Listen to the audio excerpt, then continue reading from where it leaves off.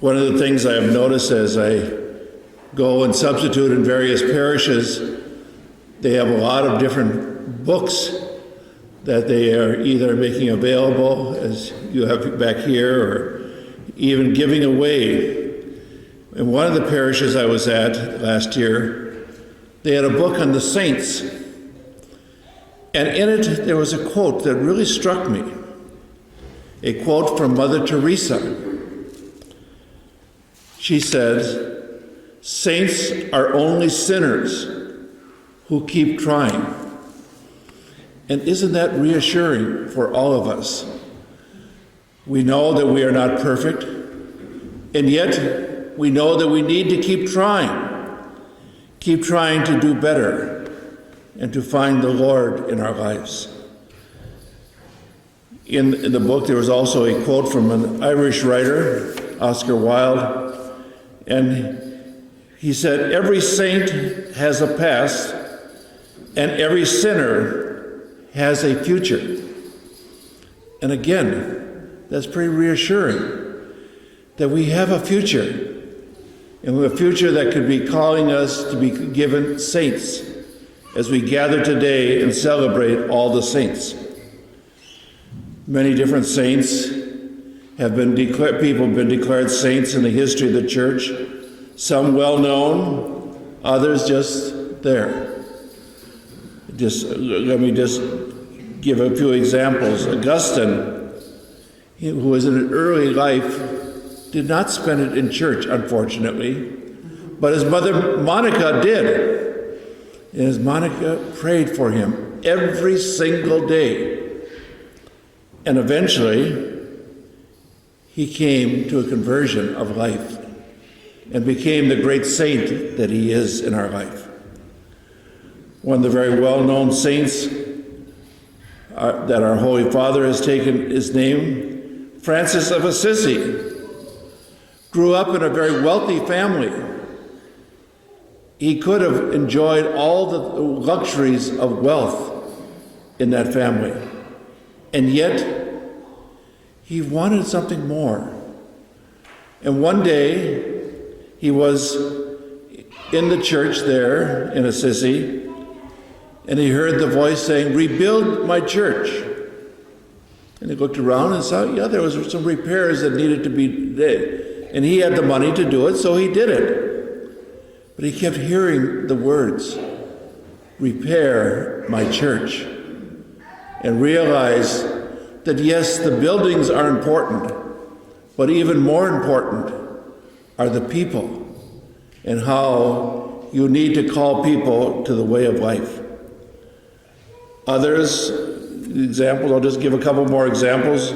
Maria Goretti, a young person who would not give in to the lustful reproaches of others and died for that. And one who has not yet been canonized, but I sort of hope that one day she might be. The process I know has been started, is for Dorothy Day. She started the thing called the Catholic Worker Program in New York City.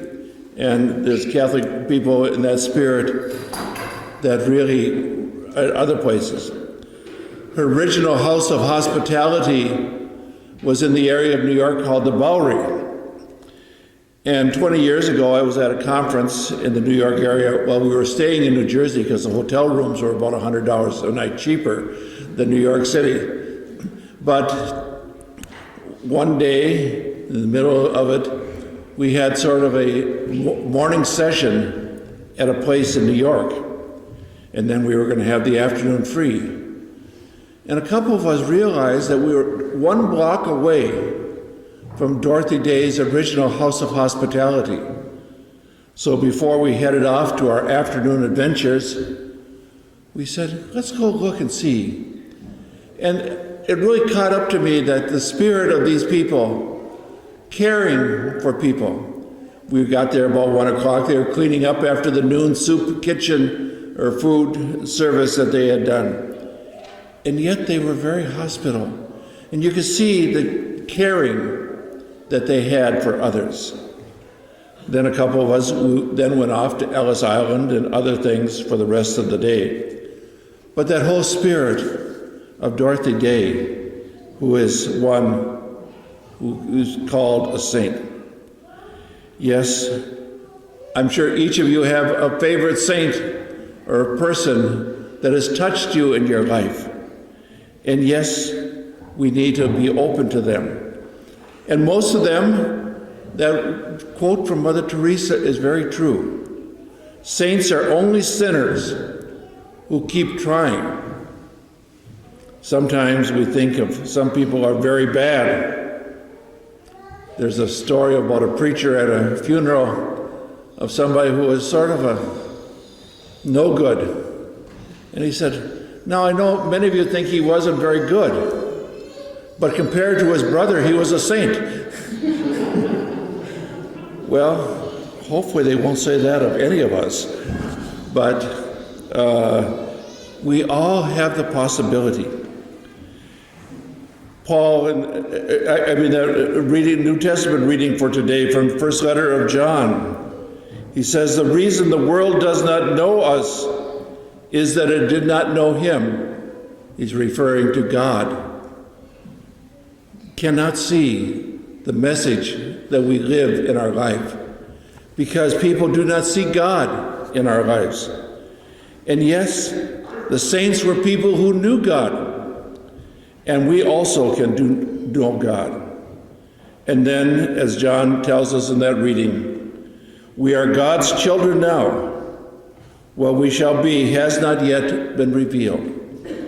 There is that future glory to come. That first reading from the book of Revelation about the multitude before the throne of God, and that very large symbolic number. But above all, it tells us that this multitude was from every nation, race, people, and tongue, and all were gathered together. We think of the fact that all of us are called. And it says every, not just some of every nation, some of every race, but every nation. No one can be excluded. We are all called to be saints. But we need to get there. We need to keep trying. And the gospel, the Beatitudes, are a beautiful pattern of how we can get there. The Beatitudes are not necessarily the way of the world. The poor in spirit, the meek, those who are merciful, hunger and thirst for righteousness, the peacemakers, and those who are persecuted. They're not necessarily the way of the world, but they're the way to God. And so as we continue on our path to be saints, we remember that we are maybe not perfect, but we need to keep trying. The Beatitudes give us a beautiful vision of how we can do things and what we need to do and how we can keep trying so that one day, if we are faithful, knowing God, we also might be called saints.